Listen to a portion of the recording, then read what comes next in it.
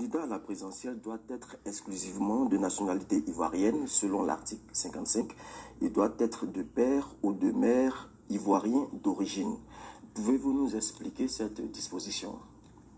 D'abord, je fais remarquer que d'un point de vue sémantique, donc du point de vue définitionnel, ivoirien de naissance, c'est la même chose que ivoirien d'origine. On peut aussi l'appeler, on peut dire aussi que c'est la nationalité d'attribution par opposition à la nationalité d'acquisition qui est la naturalisation ou l'acquisition de la nationalité ivoirienne par le mariage. Dans notre cas de la Côte d'Ivoire, depuis 1972, la nationalité, c'est une nationalité par filiation.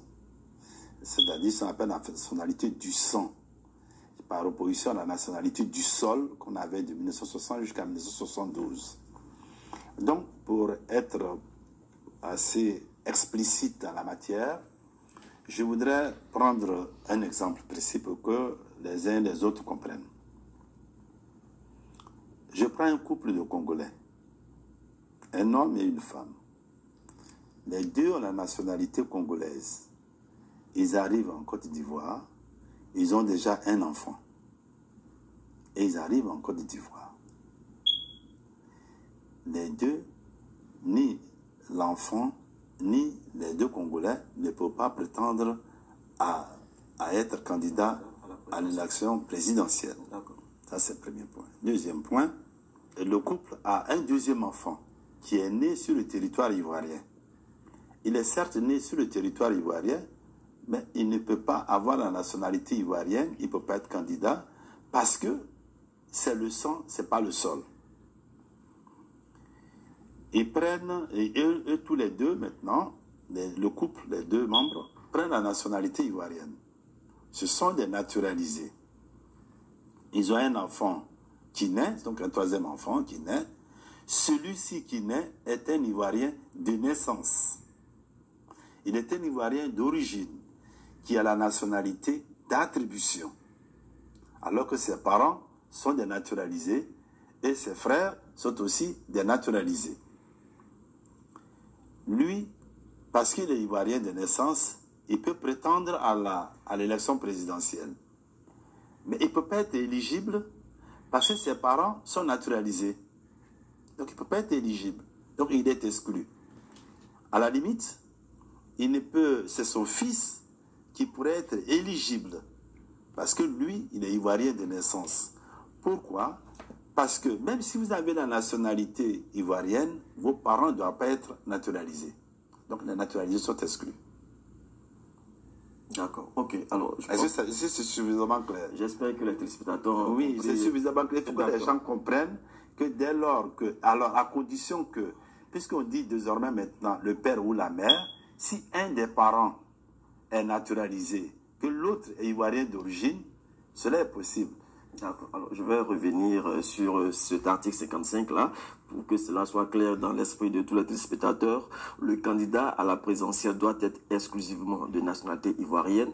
Il doit être de père ou de mère ivoirien d'origine, n'est-ce pas? C'est ça. Ça signifie, excusez-moi, ça signifie que si vous avez aussi, vous avez la nationalité ivoirienne, que vous êtes ivoirien de naissance, mais vous avez une autre nationalité, au moment de vous présenter, il faut renoncer à cette nationalité. Il faut renoncer à cette nationalité. Vous renoncez à cette nationalité et vous devenez donc exclusivement ivoirien. Alors nous tirons vers la fin du bout. Nous sommes au terme de notre entretien.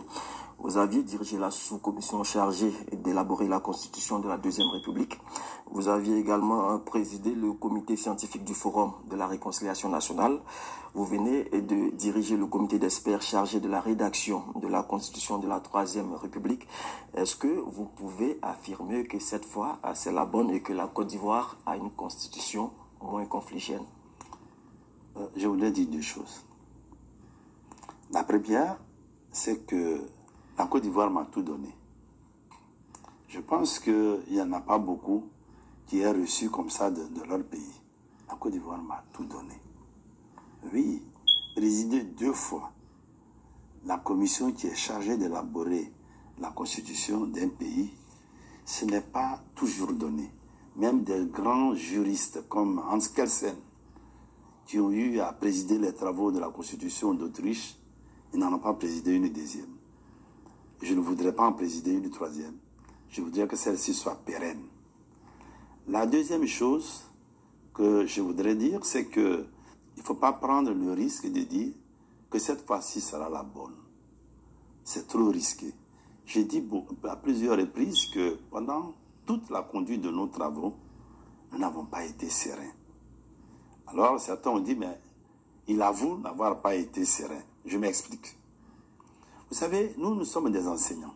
Les enseignants n'aiment pas être évalués. Or, à tous les niveaux, nous sommes évalués. D'abord par le président de la République qui nous évalue. Nous sommes évalués par le Conseil des ministres. Nous sommes évalués par l'Assemblée nationale. Et demain, nous serons évalués par le peuple. Qui peut être aussi serein si ce n'est pas de l'insouciance?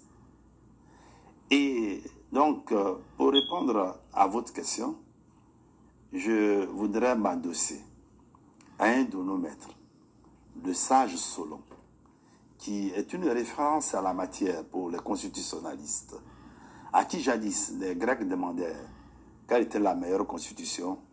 Il leur répondit, pour quel peuple et à quelle époque. Si demain les Ivoiriens se reconnaissent dans cette constitution, alors je dirais qu'on ne s'est pas trompé. Si les Ivoiriens disent non, s'ils ne se reconnaissent pas, alors je dirais que nous nous sommes trompés. Moi, ce sera trompé de bonne foi, parce qu'on aura tout mis dans cet avant-projet de constitution qui devient le projet, parce que pour ceux qui sont de bonne foi, ils comprendront que les 47 articles relatifs aux droits et devoirs, ils ne pourront trouver ça nulle part. Nulle part. Merci, professeur. C'est ici que prend fin cet entretien. Sachez pour votre gouverne, chers téléspectateurs, que le projet de la nouvelle constitution qui sera soumis à référendum le 30 octobre prochain comporte 16 titres, 50 chapitres et 184 articles. Merci de nous avoir suivis. Bonne suite de